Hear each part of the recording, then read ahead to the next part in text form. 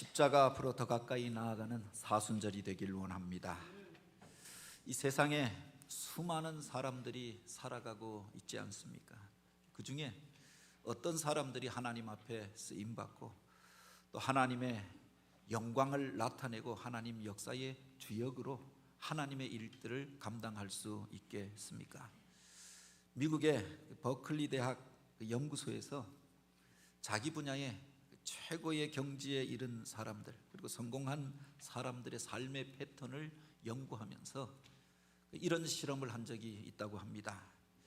도자기를 배우러 온 사람들을 이제 기본적인 도자기를 만드는 법을 가르쳐주고 그 사람들을 두 그룹으로 나누었다고 하지요.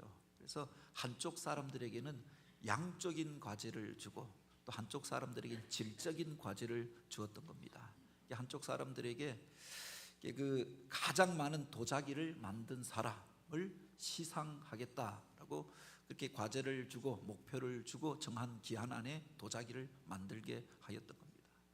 그 이야기가 떨어지기 무섭게 그 사람들이 도자기를 만들기 시작하는 겁니다. 하루에도 수십 개씩 만들면서 그들이 작업하는 방이 그 도자기로 가득 차게 되었다라고 하죠. 한쪽 편에 있는 사람들에게는 질적인 과제를 주었던 겁니다. 당신 일생 일대에 최고의 작품이 될 만한 그런 도자기를 만들어 보시오. 최고의 작품을 만든 사람을 시상하겠습니다. 그랬더니 그들이 이제 여러 가지로 여기에 대하여서 구상을 하는 겁니다. 어떤 작품이 최고의 작품일 것인가?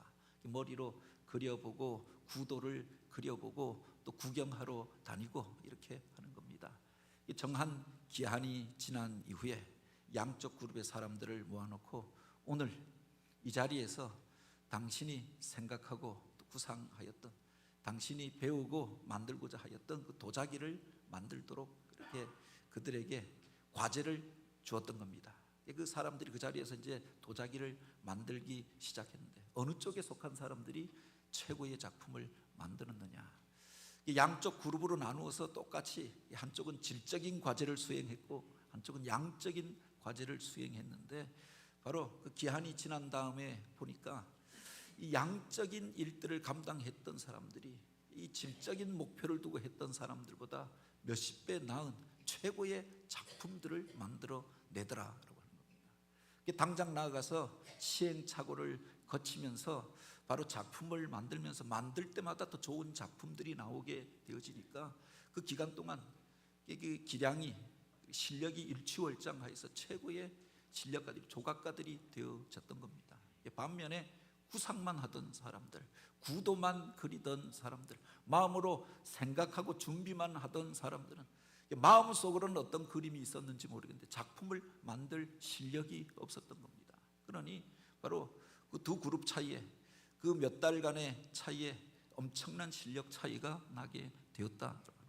중요한 것은 구상하는 데 있는 것이 아니라 구도를 그리는 데 있는 것이 아니라 바로 목표가 주어지면 먼저 행하는 사람들, 그들을 통해서 새로운 일들이 일어나고 새로운 역사가 나타나게 되는 줄 믿으시기 바랍니다. 오늘 우리가 머리로만 생각하고 끝나는 일들이 얼마나 많이 있습니까? 이렇게 하면 좋을까? 저렇게 하면 좋을까?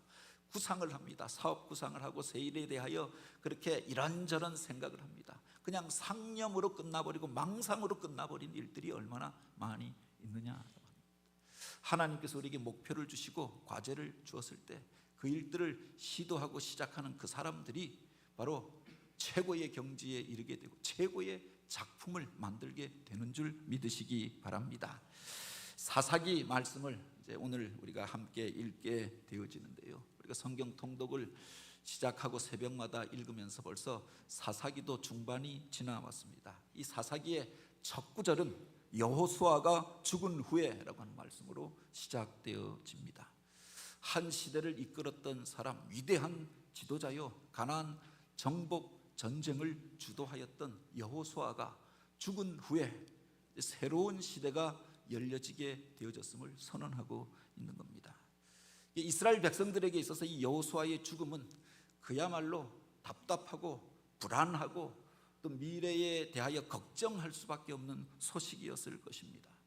모세가 죽은 이후에 이스라엘의 지도자가 되어져서 모세가 행하지 못하였던 일들을 감당한 사람이 여호수아가 아닙니까? 그 그 범람하던 요단강을 건너서 견고한 여리고 성읍을 무너뜨리고, 그 중간에 실패도 있었지만 그 실패를 수습하여서 아이성을 점령하고, 그리고 기브온 전쟁에서 전무후무한 승리를 얻고 하늘의 놀라운 기적을 일으켰던 사람, 그 일의 주역으로 쓰임받았던 사람이 여호수아였습니다. 남방의 5 왕들을 제압하고 북방의 연합군들과 싸워서 승리하고 가나안의 주요 지역을 점령하고, 그래서 그 땅을 이스라엘 백성들에게 분배하여 나누어 주었던 지도자가 여호수아였다. 그가 이 세상을 떠나버린 겁니다.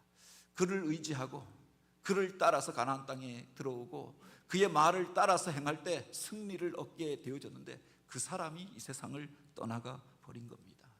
이스라엘 백성들 안에 마음에 답답함이 있었고 불안함이 있지 않았겠느냐. 이제 우리는 어떻게 살아가나, 앞으로 이 민족의 운명은 어떻게 되어지나. 전쟁이 완전히 끝난 것이 아닙니다. 주요 지점은 점령하였지만 여전히 가나안 족속들이 그 땅 가운데 골짜기와 또 험한 산지에 남겨져 있었고, 끊임없는 전쟁이 그들 가운데 벌어지고 있었습니다. 기업은 얻었지만 그 기업을 점령하지 못한 채 그렇게 남겨진 땅을 바라보고만 있는 지파들도 있었습니다. 그런데 지도자가 떠나간 다음에 이제 우리는 어떻게 살아야 하는가, 이 전쟁을 어떻게 끝낼 수 있겠는가, 불안한 마음들이 있지 않았겠느냐. 그러나 그 속에서도 우리가 기억할 수 있는 것이, 사람은 떠나갔어도 하나님이 쓰시던 그 인물은 하나님 앞에서 그 사명 마치고 그렇게 떠나갔지만, 새로운 시대에 하나님께서 새로운 사람을 들어서 그 일들을 이루어 가셨다라고 하는 사실입니다. 지난 주간에 우리 지방회에서 가깝게 지내던 한 목사님이 이 세상을 떠나가는 일이 있었습니다. 저랑 나이와 또 학번이 같고 또 비슷한 시기에 이 지방회 부임해서 그래서 같이 모임도 하고 가깝게 지내던 분인데, 1월 달에 같이 부부끼리 또 모여서 식사도 하고 모임도 가졌던 적이 있습니다. 건강했던 분이고 또 열심히 새로운 한 해, 올해는 우리 교회에서 이런 일들을 하려고 한다, 목회의 비전을 밝히고 나누었던 적이 있는데, 졸지에 아파서 병원에 입원했다라고 하는 겁니다. 잠시 무슨 감기인가 이런 정도 생각했지요. 그리고 얼마 지나지 않아서 그렇게 세상을 떠나가 버린 겁니다. 그래서 지방에 있던 많은 목사님들이 황망해 했지요. 얼마 전까지, 몇 주 전까지 같이 모여서 식사하던 그 사람이 또 나이가 들어서 사역 다 내려놓고, 그래서 남들이 다 생각할 수 있는 지점에서 이 세상을 떠나간 것이 아니라 젊고 건강하고 멀쩡하던 사람이 세상을 떠나가니까 황당하게 여겼던 거죠. 그런데 그 가족들은 또 어떠했겠는가. 건강하던 남편이 또 아버지가 이 세상을 떠나갔던 겁니다. 섬기던 교회 성도들은 어떻겠는가. 앞에서 설교하였는데 지난주까지 설교하던 목사가 몸이 아파서 병원에 입원했는데, 그래서 병원에 들어간 다음에 다시금 그 얼굴을 보지 못하고 이 세상을 떠나가 버린 겁니다. 그래서 원로 목사님이 이제 후임 목사의 장례를 치르는 모습을 보면서 그 안타까운 마음들이 있었지요. 그 마음 속에 답답한 마음이 있고 또 그 교회 성도들이나 가족들 안에는 더 불안한 마음도 있었을 것입니다. 그 속에서도 새삼 생각하게 되어지는 게, 누구나 다 그가 젊든 또 나이가 많이 들었든 하나님이 부르시면 이 세상의 모든 사역 내려놓고 떠나가야 하는 존재. 아무리 건강해 보이고 또 젊어 보여도 바로 우리 인생은 한계를 가지고 연약한 존재이고, 하나님께서 이제 되었다라고 이야기하면 모든 것 내려놓고 가야 하는 존재가 인간이다. 인생에 대한 진실을 다시금 발견하게 되어졌던 겁니다. 우리가 거창한 계획을 세워도 하나님이 되었다라고 하면 내려놓고 가야 하는 존재가 인간이 아닙니까? 그러나 또 한 가지 우리가 기억해야 할 것이 있습니다. 그렇다고 해서 하나님의 역사가 끝나버린 것이 아니고 하나님의 교회가 멈추어 선 것이 아니다. 그럼에도 불구하고 하나님의 역사는 계속 되어지고 하나님께서는 하나님의 일들을 이루어가고 계시다라고 하는 것을 우리가 바라보는 시각이 필요한 거죠.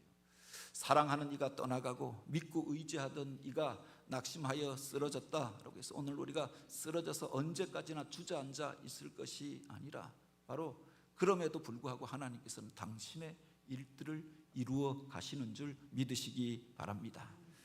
여호수아가 죽은 이후에 여호수아가 선한 사람이었고 의로운 사람이었고 하나님 붙들고 믿음으로 살았던 사람이었고 승리의 지도자였지만 그도 나이가 들고 그 사역을 마치게 되면 사명을 마치게 되면 하나님께서 부으셨고 이 세상을 떠나가게 되어졌습니다. 그 백성들 안에 불안한 마음이 있었고 두려워하는 마음이 있었고 미래에 대한 불확실성 가운데 불안해하는 모습들도 있었을 것입니다. 그럼에도 불구하고 하나님께서 새로운 시대를 바로 이 일을 계기로 해서 열고 새 일을 시작하고 새로운 사람들을 들어서 그들을 사용해 주시는 계기가 되었다. 바로 여호수아서 1장에 보면은 모세가 떠나간 이후에 똑같은 상황이 있었습니다. 그래서 백성들이 두려워하고 근심하잖아요. 여호수아조차도 두려워하였기에 하나님께서 그를 만나 주시고 마음을 강하게 하고 담대히 하라, 두려워 말라, 놀라지 말라, 내가 너와 함께함이라 라고 말씀하십니다. 모세를 따라다니며 수종을 들던 그가 모세가 떠나간 이후에 이제 우리는 어떻게 사나, 우리가 무엇을 하여야 하나, 그렇게 답답해하고 불안해하는데 두려워하는 그에게 하나님께서 찾아오셔서 마음을 강하게 하고 담대히 하라라고 말씀하시고 이것이 그가 하나님 앞에 부름받고 하나님 앞에 쓰임받는 계기가 되었다. 세상 바라보면 불안한 일들이 있잖아요. 그 속에서 하나님의 역사는 그래서 멈추어지는 것들이 아니라 하나님께서 이 일을 통해서 새 일들을 이루어 가시고 새로운 사람들을 들어서 당신의 역사를 펼쳐 가시는 줄 믿으시기 바랍니다. 중요한 것은 바로 그런 시대 가운데 우리가 어떤 태도와 자세로 임할 것인가, 바로 여기에 있다. 여호수아가 죽은 이후에 이어지는 구절에 보면 이렇게 되어져 있습니다. 이스라엘 자손이 여호와께 여쭈어 이르되라고 했습니다. 그때 불안한 마음이 엄습해 올 때, 두려움이 그 마음 가운데 찾아오게 되어 걱정하고 염려할 수밖에 없는 상황 가운데 그들이 하나님 앞에 나아가 여쭈어 이루었다. 하나님, 이제 우리가 어떻게 살아야 합니까? 이 민족이 가야 할 길이 어디입니까? 우리가 무엇을 선택하여야 합니까? 하나님 앞에 먼저 나아가 물었다라고 합니다. 미래가 불확실할 때 믿음의 사람들이 할 수 있는 일들이 무엇입니까? 그래서 내 주장 내세우고 나의 감정대로 행하고 말하는 것이 아니라 하나님의 뜻이 어디에 있는가, 이 일을 통해서 하나님께서 남겨진 사람들에게 주시는 메시지가 무엇인가라고 하는 것들을 묵상하고 하나님 앞에 이 문제를 맡기고 기도하며 나아가는 태도였던 거죠. 그 뒤에 보면 하나님께서 그들의 행할 길을 깨닫게 하여 주십니다. 하나님이 쓰시는 사람들이 일어나는 계기가 되어졌다라고 합니다. 가정마다 이런저런 어려운 일들이 있습니다. 경제적으로 어려워서 사업하는 분들이 다들 힘들다라고 이야기합니다. 그런데 앞의 일들을 예측할 수 없으니 모든 것들이 그렇게 불확실한 상황 속에 살고 있으니 어디에 투자해야 할지, 무엇을 붙잡아야 할지, 어떤 것들을 선택해야 할지 갈등할 수밖에 없는 상황이 아닙니까? 그때 하나님 앞에 먼저 묻고 나아가라, 여호와께 묻자와 이르되 하나님 앞에 묻고 행할 수 있는 저와 여러분이 되길 원합니다. 이 사사기 1장에 보면 그렇게 하나님 앞에 기도하는 이스라엘 백성들 가운데 주셨던 하나님의 응답을 기록하고 있습니다. 그때 하나님께서 들어서 쓰셨던 지파가 있고 들어서 쓰셨던 사람들이 있었다라고 하는 겁니다. 이스라엘 백성들이 하나님 앞에 나아가 물었던 내용이 있습니다. 우리 가운데 누가 먼저 올라가서 가나안 족속과 싸우리까?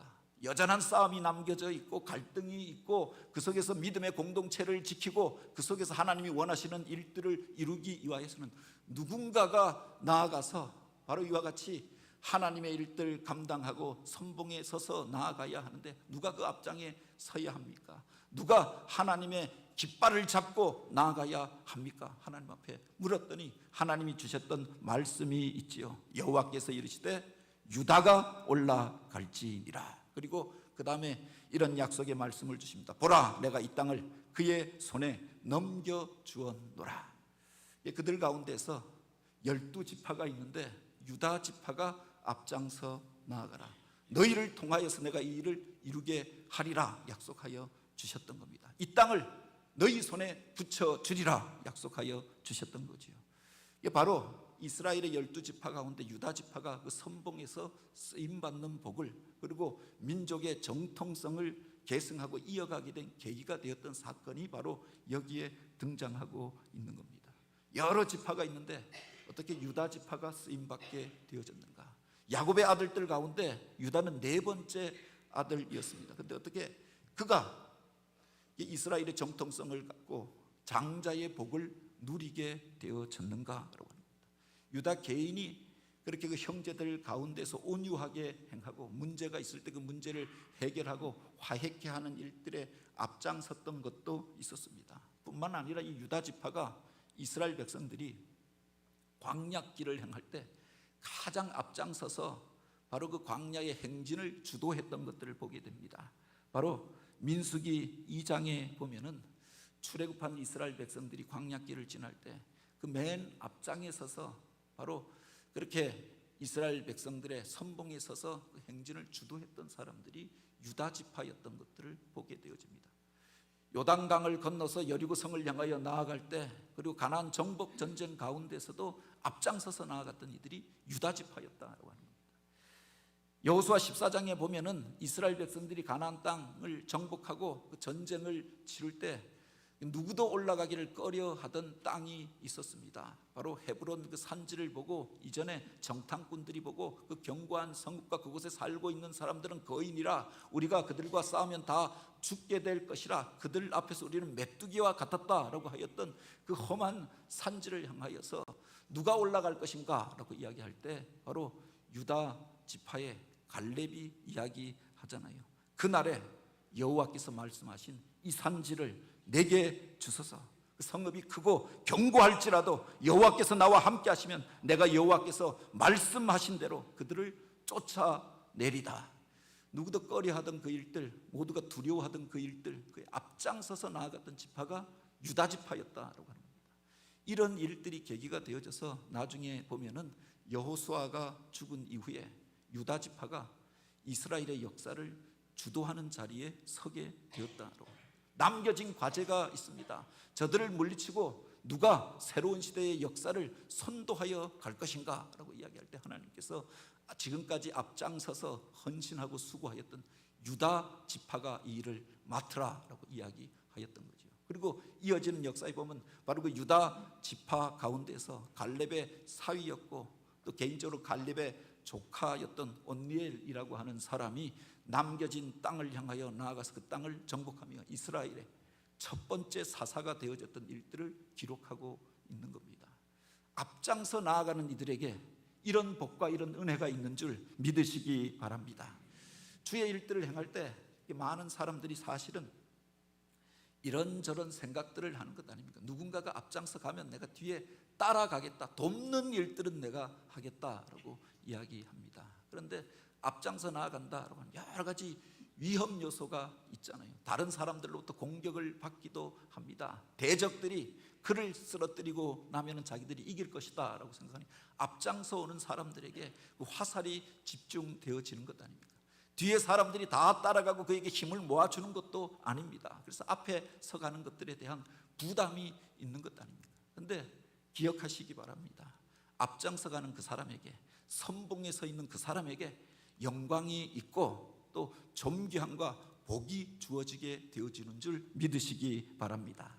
이 땅 가운데 여러 사람들이, 수많은 사람들이 와서 복음을 전하였습니다. 우리가 기억하고 있는 사람들이 있죠. 바로 1885년 4월 5일 부활절 새벽에 바로 언더우드와 아펜젤러가 제물포항으로 들어와서 이곳에서 복음을 전하였다라고 이야기하고, 그들을 통해서 이 땅에 장로교회가 세워지고 또 감리교회가 세워졌다라고 이야기합니다. 그 이후에 수많은 선교사들이 와서 복음을 전했습니다. 처음 와서 복음을 전하였던 사람들, 처음 왔기 때문에 힘들고 어려운 일들이 있었고 고난과 박해가 있었습니다. 그런데 그것을 뚫고 처음 씨앗을 뿌렸던 그 사람들이 그런 영광을 얻게 되었다고 합니다. 그 양화진에 가면은 외국인 선교사 묘원이 있습니다. 언더우드 가문의 묘원이 따로 이렇게 마련되어져 있는 겁니다. 온 가족들이 이 나라를 위해서 헌신했죠. 그 한 사람 한 사람들의 이름이 기록되어져 있는 겁니다. 먼저 와서 헌신하였던 이들에게 이런 영광이 있더라. 아펜젤러의 그 묘비가 가장 크게 세워져 있습니다. 그의 기도문이 그곳에 적혀져 있는 것도 보았습니다. 먼저 나아가는 자들에게 이런 영광이 있다라고 합니다. 1907년 바로 5월 달에 정빈과 김상준이라고 하는 사람이 일본에 가서 예수를 믿고 동양 성서 학원에서 성경을 공부하고 돌아왔습니다. 3년 동안 성경 공부하고 돌아와서 바로 평양 그 경성 영곡동에서 복음 전도관을 열고 날마다 복음을 전하였습니다. 많은 전도자들이 있었고 성결 교인들이 있었지만 가장 먼저 바로 그렇게 복음을 전하였던 그 사람들이 우리 성결교회 역사에 그 이름이 기록되어져 있는 것 아닙니까? 하나님의 일에도 앞장서서 행하는 것이 필요하다.